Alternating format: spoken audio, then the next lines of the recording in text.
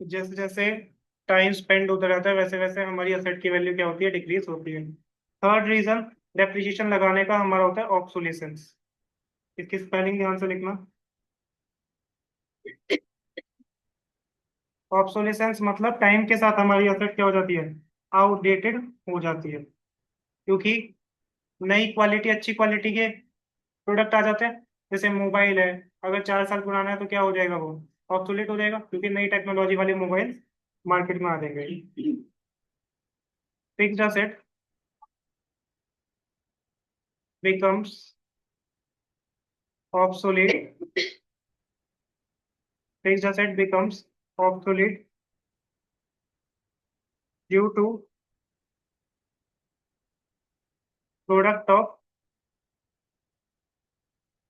better quality, due to product of better quality being available। अब जैसे market में नया आईफोन आया, iPhone 17, तो जो पुराने आईफोन थे वो एक तरह से क्या हो गए, ऑब्सोलेट हो गए। वर्क तो वो भी कर रहे हैं लेकिन ऑब्सोलेट हो गए क्योंकि बेटर क्वालिटी अवेलेबल हो गई। Last reason for charging depreciation होगा हमारा एक्सीडेंट्स। तीन तो डेफिनेशन से ही आ गए थे, लास्ट होगा एक्सीडेंट। सपोज करो कोई एक्सीडेंट लॉस हो गया, एक्सीडेंटल लॉस हो गया, ठीक है, जिस वजह से हमारी एसेट क्या हो गई, खराब हो गई। जैसे कार चलाते चलाते एक्सीडेंट हो गए तो खराब हो गई, तो उसकी वैल्यू क्या हो जाएगी, कम हो जाएगी ना। एक्सीडेंटल लॉस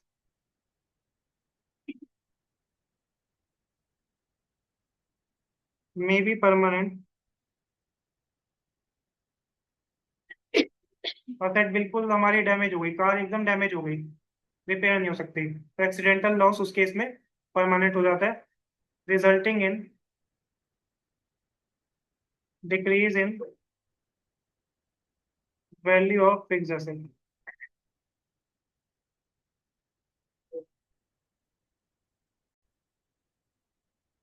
ये थ्योरी में कई बार आ जाता है कि डेप्रिसिएशन चार्ज करने के क्या क्या रीजन या कॉजेज है।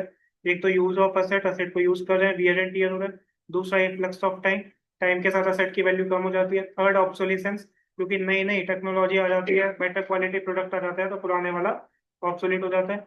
और फोर्थ है हमारा एक्सीडेंट्स की वजह से भी असेट की वैल्यू कम होती है, डेप्रिसिएशन लगाना पड़ता है। अब लिखो नेक्स्ट टॉपिक, थ्योरी में ये भी आ जाता है, ऑब्जेक्टिव्स या नीड फॉर प्रोवाइडिंग डेप्रिसिएशन। ऊपर था कॉजेज या रीजंस, अब है ऑब्जेक्टिव या नीड फॉर प्रोवाइडिंग डेप्रिसिएशन। अब डेप्रिसिएशन चार्ज करने से हमारा जो प्रॉफिट एंड लॉस है वो करेक्ट आता है। तो पहला ऑब्जेक्टिव होता है टू डिटरमाइन या to calculate correct profit and loss. अगर हमें बिजनेस का करेक्ट प्रॉफिट या लॉस निकालना है तो उसके लिए हमें डेप्रिसिएशन चार्ज करना पड़ेगा। क्योंकि एक बात सोचो, हमारी बैलेंस शीट होती है, बैलेंस शीट में राइट हैंड साइड असेट होती है।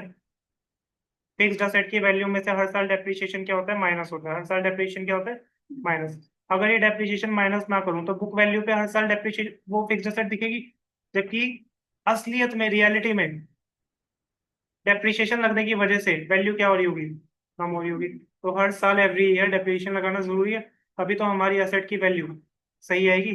ठीक है, इसी तरह से profit and loss account, profit and loss account में डेबिट साइड एक्सपेंस होता है, क्रेडिट साइड इनकम होता है। एक्सपेंस साइड डेप्रिसिएशन जाता है, अगर मैं ये डेप्रिसिएशन चार्ज ना करूं तो मेरा एक्सपेंस कम होगा, इसका मतलब नेट प्रॉफिट क्या आएगा, बढ़ा हुआ आएगा, जो कि गलत बन जाएगा। तो करेक्ट प्रॉफिट लॉस निकालने के लिए या correct financial position, balance sheet को निकालने के लिए हमें ये नीड पड़ती है डेप्रिसिएशन लगाने की। इसमें लिखो depreciation is an expense for business, depreciation is an expense for business and therefore it is to be charged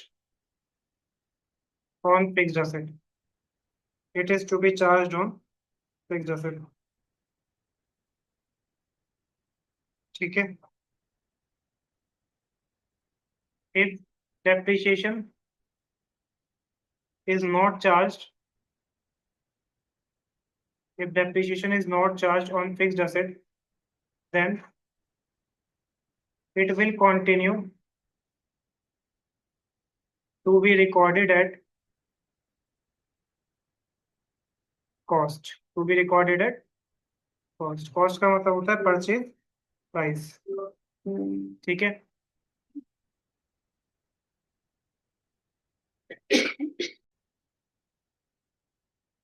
तो पहला ऑब्जेक्टिव या नीड फॉर चार्जिंग डेप्रिसिएशन क्या है? टू डिटरमाइन करेक्ट प्रॉफिट या लॉस। ठीक है।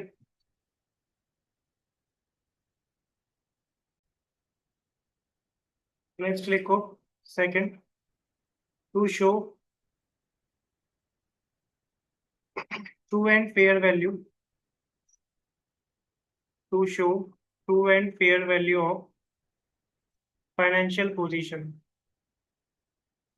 फाइनेंशियल पोजीशन किससे पता चलती है? Balance sheet. एक तो करेक्ट प्रॉफिट लॉस निकालने के लिए डेप्रिसिएशन लगाने की जरूरत है, दूसरा ट्रू एंड फेयर वैल्यू पता करने के लिए, फाइनेंशियल पोजीशन पता करने के लिए हमें डेप्रिसिएशन लगाने की जरूरत है। देखो ऊपर बताया था ना मैंने, डेप्रिसिएशन फिक्स्ड एसेट में से माइनस होता है बैलेंस शीट में, और पी एंड एल में भी जाता है। अगर पी एंड एल में नहीं दिखाएंगे तो इसका करेक्ट प्रॉफिट लॉस नहीं पता चलेगा, और अगर हम बैलेंस शीट में नहीं दिखाएंगे तो फिक्स्ड एसेट की वैल्यू कॉस्ट पे आएगी, जबकि कॉस्ट पे नहीं आनी चाहिए, किस पे आनी चाहिए? कॉस्ट माइनस डेप्रिसिएशन, जिसे कहते हैं बुक वैल्यू। ठीक है। तो इसमें लिखो balance sheet should give true and fair, मैं टी एंड एफ लिख रहा हूँ, ठीक है, ट्रू फॉल्स मत कर देना। True and fair value, true and fair view कर दो इसे, सॉरी वैल्यू नहीं है ये, true and fair view of financial position. Balance sheet financial position बताती है, तो वो financial position true and fair होनी चाहिए। फिर यहाँ पर if depreciation is not deducted from fixed asset in balance sheet, then asset will continue to be recorded, asset will continue to be recorded at cost, जबकि cost पे नहीं होनी चाहिए, किस पे? बुक वैल्यू पे होनी चाहिए, instead of book value. Cost का मतलब होता है, लिख लेना, परचेज प्राइस, पीपी मतलब परचेज प्राइस। बुक वैल्यू का होता है purchase price PP minus depreciation. हमें किस पे शो करना है? बुक वैल्यू पे, कॉस्ट पे शो नहीं करना है फिक्स्ड असेट पे। तो फिक्स्ड असेट की वैल्यू हायर हो जाएगी अगर हम डेप्रिसिएशन चार्ज नहीं करेंगे, और फिर financial position true and fair view नहीं देगी, इसीलिए डेप्रिसिएशन चार्ज करना जरूरी है। अगर थ्योरी का आता है तो मिक्स मत कर देना। कॉजेज या रीजन ऑफ डेप्रिसिएशन ये थे, use of asset, efflux of time, obsolescence और एक्सीडेंट। ये कॉजेज या रीजन नहीं है, ये क्या है? ऑब्जेक्टिव या need for providing depreciation to determine correct profit loss, to show true and fair view of financial position. इसमें थर्ड पॉइंट आता है हमारा, to provide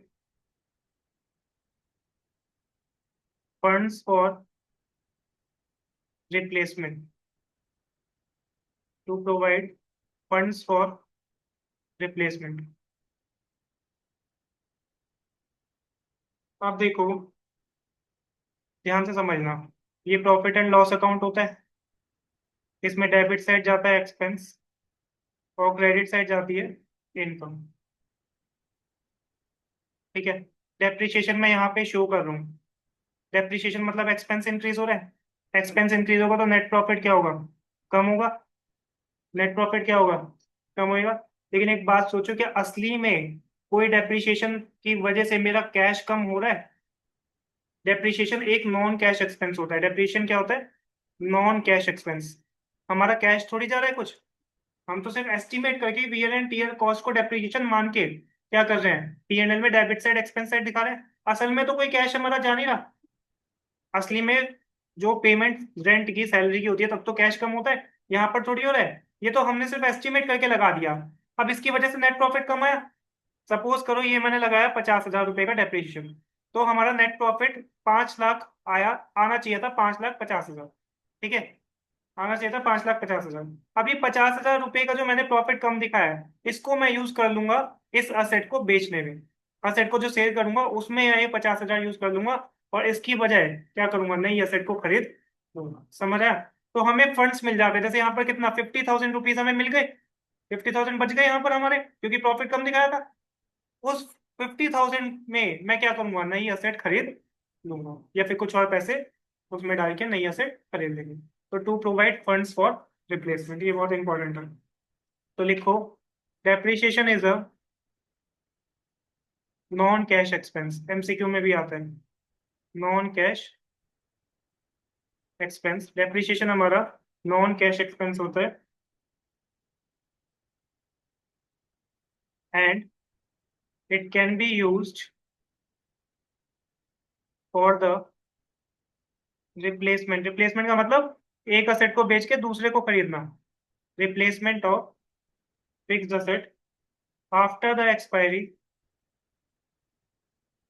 after the expiry of estimated useful life, estimated useful life.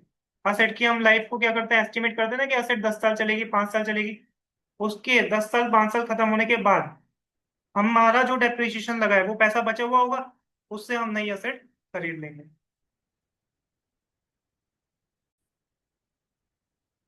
Next है fourth point, last point, to comply with, to comply with legal provisions, to comply with legal provisions. अब देखो, हमें companies act होता है, ठीक है, और एक इनकम टैक्स एक्ट होता है। दो तरह के एक्ट होते हैं, कंपनीज एक्ट और इनकम टैक्स एक्ट। वो कहते हैं कि डेप्रिसिएशन लगाना कंपलसरी है, डेप्रिसिएशन लगाना कंपलसरी है। तो लीगल प्रोविजन मतलब दो तरह के लॉ को हमें फॉलो करने की वजह से भी डेप्रिसिएशन लगाना पड़ता है। तो लिखो, it is necessary to charge depreciation as per the provisions of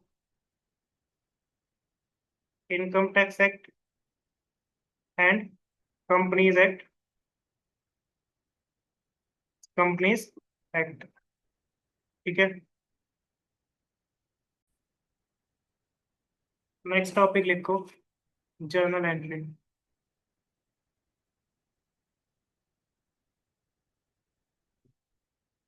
journal entry में देखो, सपोज करो हमने मशीनरी खरीदी ऑफ रुपीज, मशीनरी परचेज करी of rupees 5 lakh on 1 October 2025। ठीक है, 1 अक्टूबर 2025 को हमने मशीनरी खरीदी 5 लाख रुपए की। हमने क्या किया, loading and unloading, loading unloading पता है ना, मशीन को ट्रक में चढ़ाने का उतारने का एक्सपेंस। लोडिंग अनलोडिंग एक्सपेंसेस हुए हमारे 20,000 रुपए के। ठीक है, कैरेज भी लिख लो, carriage, loading unloading expense. Installation charges, अब मशीनरी फैक्ट्री में आएगी तो इंस्टॉल होगी ना, इंस्टॉलेशन चार्जेस सपोज करो हुए 10,000 रुपीज। ठीक है, अब हमें कह रहे हैं कि जर्नल एंट्री आप पास करो। तो हमेशा ध्यान रखना, लोडिंग अनलोडिंग कैरेज और इंस्टॉलेशन, ठीक है, या फ्रेट भी कहते हैं हम इसे, ट्रांसपोर्टेशन को फ्रेट भी कहते हैं। ये सारे के सारे एक्सपेंस हमारी असेट में क्या होते हैं, इन ऐड होते हैं। ये सारे के सारे असेट में हमारे क्या होते हैं, ऐड होते हैं। जितने भी एक्सपेंडिचर असेट को यूज करने तक के होते हैं, वो सारे के सारे एक्सपेंडिचर क्या होते हैं, असेट में ऐड होते हैं। जब तक लोडिंग अनलोडिंग नहीं होगा, मशीनरी यूज नहीं कर पाएंगे, फैक्ट्री तक नहीं आएगी। जब तक इंस्टॉलेशन नहीं होगा, जैसे एसी है इंस्टॉल नहीं करवाया, तब तक यूज नहीं कर पाएंगे। वो installation, loading unloading carriage transportation, ये सब भी क्या होगा, इंक्लूड होगा in the cost of machinery. अब हमारी मशीनरी का टोटल कॉस्ट कितनी बनेगी? 5 लाख प्लस 20,000 प्लस 10,000 मतलब 5,20,000। अब असेट खरीदी है तो असेट खरीदने की एंट्री होगी मशीनरी अकाउंट डेबिट टू, कुछ नहीं दे रखा है कैश बैंक, तो टू वेंडर कर देंगे। वेंडर का मतलब है सेलर। ठीक है, अगर कुछ नहीं दे रखा है, सिर्फ नाम दे रखा है, तो वेंडर कर देंगे, वेंडर का मतलब सेलर। कैश दे रखा है तो कैश कर देंगे, और चेक दे रखा है तो बैंक कर देंगे। कितने का? 5 लाख या 5,30,000? 5,30,000 इंस्टॉलेशन और ये लोडिंग अनलोडिंग चार्जेस को मिला के। समझा? इसके बाद अब मशीनरी खरीद लिए, 1 अक्टूबर को एंट्री होगी, 1 अक्टूबर 2025 को। अब यहाँ पर हमारा डेप्रिसिएशन लगेगा 31 मार्च 2026। डेप्रिसिएशन कब लगता है? ईयर एंड पे। तो डेप्रिसिएशन की एंट्री क्या बनेगी? Depreciation account debit to machinery. Depreciation account debit to machinery. अब एक बात सोचो, डेप्रिसिएशन का रेट सपोज करो दे रखा है 10%। कितना दे रखा है? 10% का डेप्रिसिएशन रेट है, लिख लेना। तो हमारा 5,30,000 की टोटल मशीनरी थी, 10% रेट है, और खरीदी कब थी? 1 अक्टूबर को। तो अक्टूबर नवंबर दिसंबर जनवरी फरवरी मार्च, 6 महीने का लगेगा। 6 महीने का लगेगा ना, तो इंटू 6/12। तो ये निकालना कितना आ रहा है? 53,000 डिवाइडेड बाई 2 हो जाएगा। 2 2 4, 2 6 12, 26,500 आ रहा होगा। 26,500, 26,500। ध्यान रखना 10% है, कितने लोडिंग अनलोडिंग को मिला के जो वैल्यू आई थी 5,30,000, उस पर 10% डेप्रिसिएशन रेट कितने महीने का? 1 अक्टूबर से 31 मार्च। अगर 30 अक्टूबर को खरीदी होती तो अक्टूबर को काउंट काउंट नहीं करते, तब कितना होता? 5/12। ध्यान रखना ये चीज है। ठीक है,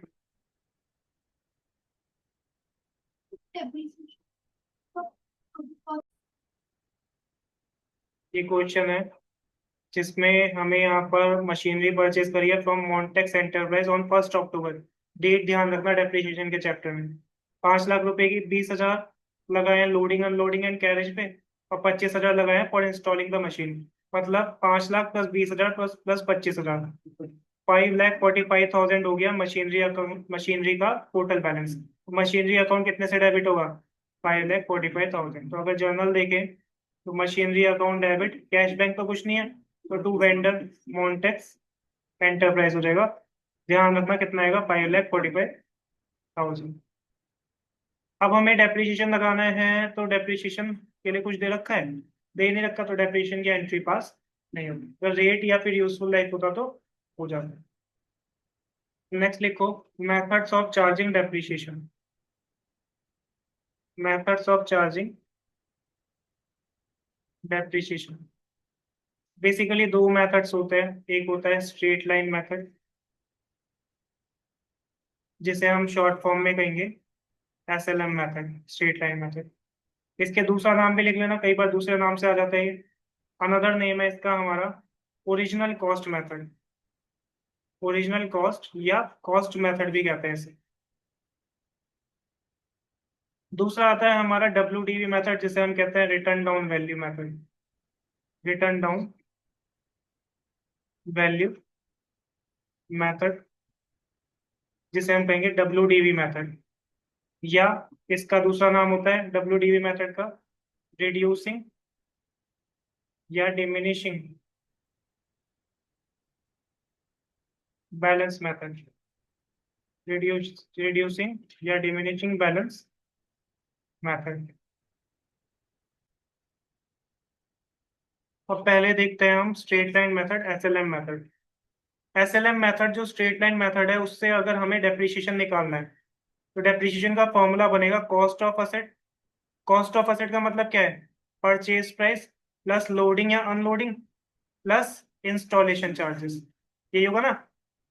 परचेज प्राइस प्लस लोडिंग या unloading plus installation charges minus scrap या रिलाइजेबल वैल्यू। अब सपोज करो 10 साल हमने एस्टिमेट करी है यूजफुल लाइफ, तो 10 साल बाद वो असेट कितने की हम बेच पाएंगे, कितने की सेल कर पाएंगे, उसको कहते हैं स्क्रैप या रियलाइजेबल वैल्यू। उसको माइनस कर देंगे, divided by estimated useful life of asset. ये क्वेश्चन में दे रखा होगा, हमारी असेट 5 साल चलेगी, 10 साल चलेगी, 12 साल चलेगी, हम एस्टिमेट करते हैं। उससे डिवाइड कर दी। तो अगर डेप्रिसिएशन निकालना है तो कॉस्ट ऑफ असेट, कॉस्ट में वही purchase price plus loading unloading plus installation charges minus scrap या realisable value, estimated useful life के एंड में कितने की हम उसे सेल कर पाएंगे, divided by estimated useful life of the asset. अगर हमसे कहें रेट ऑफ डेप्रिसिएशन निकालो तो एनुअल डेप्रिसिएशन ऐसे निकल जाएगा, डिवाइडेड बाय कर देंगे कॉस्ट ऑफ असेट इनटू कर देंगे 100। तो रेट ऑफ डेप्रिसिएशन होगा डेप्रिसिएशन की amount divided by cost of asset into 100। यहाँ भी कॉस्ट का मतलब purchase price plus loading unloading plus installation charges. लिख लो इसे। कितना आंसर आया इसका? मशीनरी खरीदी 1,80,000 की 1 अप्रैल 2024 को, ठीक है।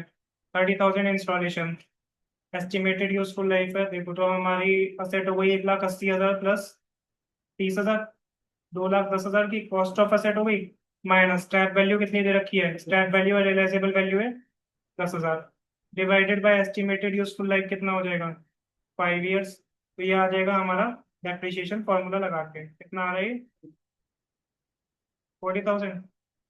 फिर डेप्रिसिएशन का रेट निकालना है, तो डेप्रिसिएशन का रेट होएगा depreciation divided by cost of asset, तो 40,000 डेप्रिसिएशन आ गया divided by cost of asset कितना है 2 लाख, 2,10,000 माइनस 10,000 करके कॉस्ट में ध्यान रखना 2,10,000 मत ले लेना, 2,10,000 माइनस 10,000 तो ये आ जाएगी 2 लाख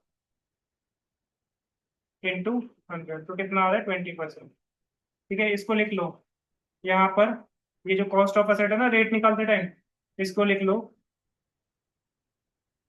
यहाँ पर कॉस्ट माइनस स्क्रैप वैल्यू या रियलाइजेबल वैल्यू। इसका कॉस्ट का मतलब है कॉस्ट माइनस स्क्रैप वैल्यू या रियलाइजेबल वैल्यू।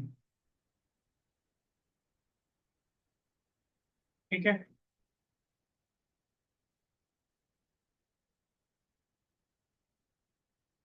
तो इस तरह से हमारा आंसर हो जाएगा डेप्रिसिएशन 40,000 और डेप्रिसिएशन का रेट 20%। फॉर्मूला लगा के अमाउंट पुट कर दी। ठीक है, रेट ऑफ डेप्रिसिएशन में ध्यान रखना डिनोमिनेटर में जो कॉस्ट है वो कॉस्ट माइनस स्क्रैप वैल्यू या रियलाइजेबल वैल्यू। उसके बाद अगर हमें कहें कि फिक्स्ड असेट अकाउंट बनाओ,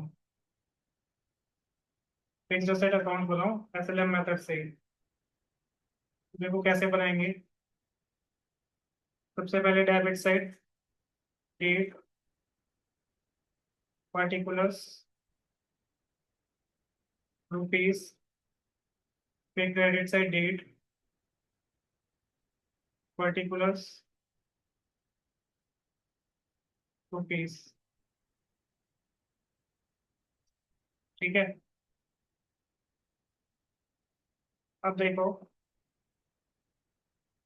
सबसे पहले सपोज करो हमने असेट खरीदी है 1 अप्रैल को या 1 अक्टूबर को खरीदी है, मशीनरी खरीदी है 2 लाख की और 20,000 लगाया उस पर हमने इंस्टॉलेशन चार्जेस, 2 लाख प्लस 20,000 आ जाएगा टू बैंक, कितना 2,20,000।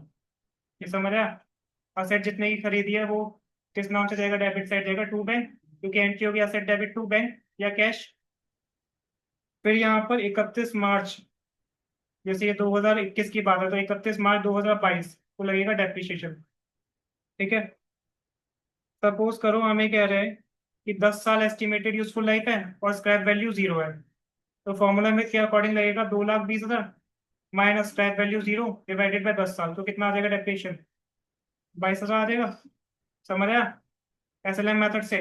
फिर 31 मार्च 2022 को आ जाएगा by balance carry down balancing figure, 2,20,000 में से 22,000 देंगे तो कितना आ जाएगा 1,98,000। टोटल कर दो। अब ये balance c d opposite side क्या बनेगा, बैलेंस बी डी बनेगा। फिर अगले साल का डेप्रिसिएशन लगेगा तो ये बनेगा 1 अप्रैल 2022 को, टू बैलेंस ब्रॉट डाउन 1,98,000। ठीक है, फिर 31 मार्च 2023 को लगेगा बाय डेप्रिसिएशन। अब एसएलएम मेथड है ध्यान रखना, स्ट्रेट लाइन मेथड है, तो डेप्रिसिएशन हमारा परचेज प्राइस पे लगेगा, किस पे लगेगा इसी पे ही लगेगा, कितना 22,000। अगर डब्ल्यूडीबी मेथड होता तो इस पे लगता 1,98,000, लेकिन जो एसएलएम मेथड है उसमें हमेशा किस पे लगेगा परचेज प्राइस पे। समझ आया? ठीक है, अच्छा यहाँ पे एक सेकंड, यहाँ पर डेप्रिसिएशन ठीक कर लो। 1 अक्टूबर को खरीदिए ना, तो 1 अक्टूबर से 31 मार्च कितने महीने का लगा होगा? 6 महीने का। तो 6 महीने का 22,000 नहीं, 6 महीने का कितना आएगा? 11,000। समझ आया? 2,20,000 माइनस 0 डिवाइडेड बाय 10, ये पूरे साल का हो गया 22,000, इंटू 6/12। समझ आया? 11,000। ठीक है। लेकिन अगले साल कितना लगेगा? पूरा 22,000। 2,20,000 का कितना डिवाइडेड बाय 10। इस बार क्या 6 महीने का होगा? नहीं, पूरे 12 महीने का। तो कितना आएगा? 22,000। पिछली बार कितने महीने का था? 1 अक्टूबर से 31 मार्च, 6 महीने का 11,000। फिर बाय बैलेंस सीडी कर लोगे। समझ आया? लिख लो इसे ऐसे।